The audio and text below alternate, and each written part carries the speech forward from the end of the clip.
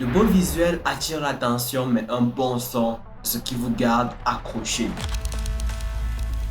Dans cette vidéo, je te présente mon processus de sound design.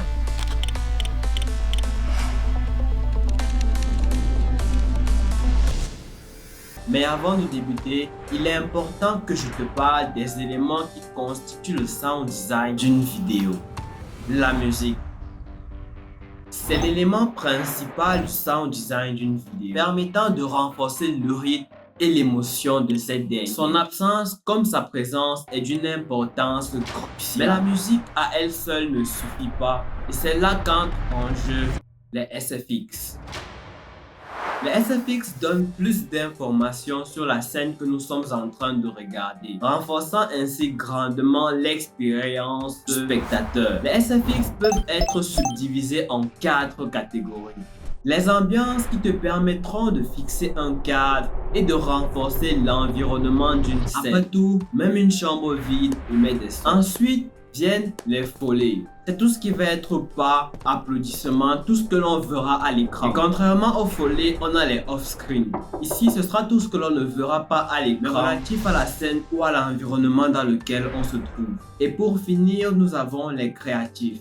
C'est tout ce qui sera rouge, riser, impact, là pour renforcer l'impact d'un propos ou d'une action.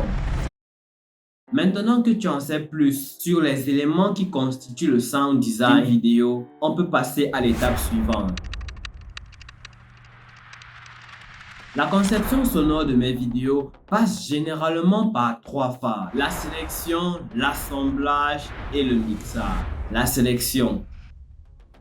Ici, je vais aller dans ma bibliothèque de sound effects afin de sélectionner quelques SFX en rapport avec le projet en cours. L'idéal serait d'en prendre 10 à 15 par catégorie. Mais vous vous demandez sûrement, vais-je le faire pour tous mes projets? Et la réponse est non. Vous pouvez vous contenter d'en sélectionner quelques-uns selon le format de vidéo ou selon le client pour lequel vous montez. Les SFX d'un vlog ne seront pas forcément les mêmes que ceux d'une vidéo tutoriel. L'assemblage.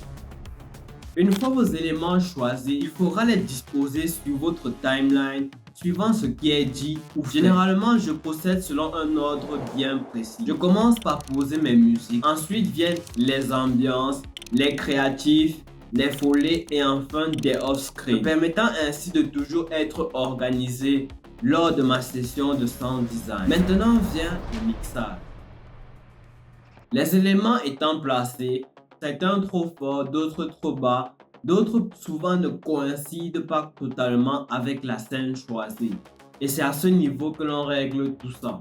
Nous allons ajuster le niveau de la voix, de la musique et des SFX afin d'avoir un rendu homogène.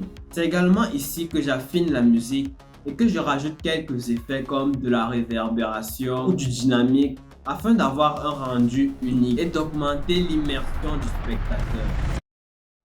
Désormais, vous êtes équipé pour transformer vos vidéos en véritables films.